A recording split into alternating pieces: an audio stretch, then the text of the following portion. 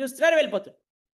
లాస్ట్‌కి అన్నారట రాజు, "ఎవరైనా మెలిగారా?" అంటే ఒక్కడే ఒక్కడు మెలిగారండి. మీరు అపాయింట్ చేసిన ఆ మూర్ఖుడు రాలేదు. వాడిని కూడా పట్టుకురండి చూడాలి అన్నాడట. సరే అని ఎళ్లి ఆ మూర్ఖుడిని ఎక్కడో అరణ్యంలో ఉంటే వాడిని కూడా పట్టుకొచ్చి రాజుగారి దగ్గర కూర్చోబెట్టారట.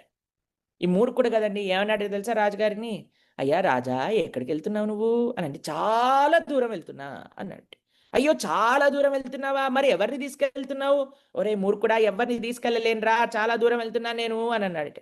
"అయ్యో! అదేంటండి, మీకింతమంది రాణులున్నారు కదా! ఇద్దరు ముగ్గురిని పట్టుకెళ్ళండి" అనంగానే రాణులందరూ లోపలికెళ్ళి తలుపులు టపా టపా పూసేసుకున్నారటండి.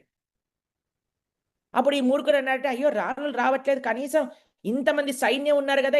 కొంతమంది సైన్యాన్ని తీసుకెళ్ళండి" అనంగా అందరూ భటులుంటారు కదండీ! వాళ్ళు ఒక్క స్టెప్ వెనకాలకెళ్లారట. ఠుమ్మని వెనకాలకెళ్లారట. తర్వాత ఆయన అన్నారట, "అయ్యో! సైన్యం గూడా తీసుకెళ్ళలేనురా! ఓరి మూర్ఖుడా! నీకెలా చెప్పాలిరా! మేము చాలా దూరం వెళ్తున్నానురా" అంటే, "సరే అయ్యా, సైన్యం తీసుకెళ్ళలేవు, రాణులను తీసుకెళ్ళలేవు, చాలా డబ్బులు సంపాదించావు గదా! జీవితాంతం.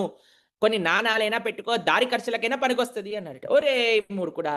దారి ఖర్చులకు గూడా తీసుకెళ్ళలేనురా.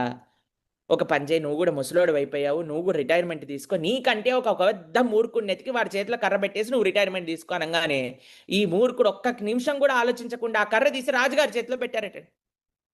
పెట్టంగానే అందరూ షాక్. రాజుగారు, ఇంత కోపమొచ్చింది. "నా చేతిలో ఎందుకు పెడతావు" అనంటే, "నాకంటే పెద్ద మూర్ఖుడు నువ్వే. జీవితాంతం మొత్తం వీరి కోసం, వారి కోసం పని చేసావు. లాస్ట్‌కి ఎవరైనా నీతోటొస్తా అంటే అందరూ పారిపోతున్నారు. నీకంటే పెద్ద మూర్ఖుడున్నాడారా? పట్టుకో నీ కర్ర, నువ్వే ఎళ్ళు" అనన్నాడటండి. అలా మీరు చూడండి, మన జీవనంలో మనం అందరికీ సమయం ఇస్తున్నామండి. కానీ ఎవరైతే మనతోటి ఎప్పటికీ ఉంటారో, ఏదైతే మనతోటి ఎప్పటికీ వస్తుందో, ధర్మానికి, భగవానుడికి, సేవకి మనం సమయం చెయ్యట్లేదు. దానికోసం కొద్దిగా సమయం చేయడానికి ప్రయత్నం చేద్దాం. చిన్ని ప్రయత్నమే అండి. పెద్ద ప్రయత్నం పెద్దగా ఈ రోజు నుంచి మొత్తం ఇగ మొత్తం చూడండి ప్రభుజీ, ఈ ప్రవచనం తర్వాత మొత్తం మారిపోయాం. కాదండి, మారిపోవాలి.